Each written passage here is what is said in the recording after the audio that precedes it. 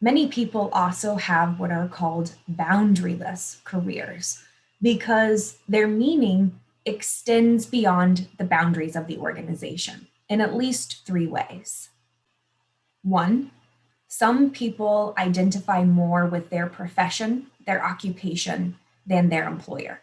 Ask people, what is your career?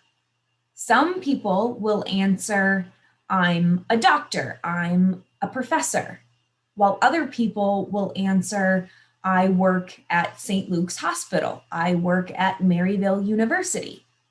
Their answer can tell you a little bit about what that person values, how they identify with the work component of their life. Some people identify with the occupation, some people identify with the employer.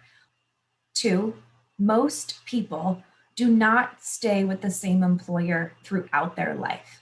They will work for multiple employers, and many people will work in multiple occupations as well.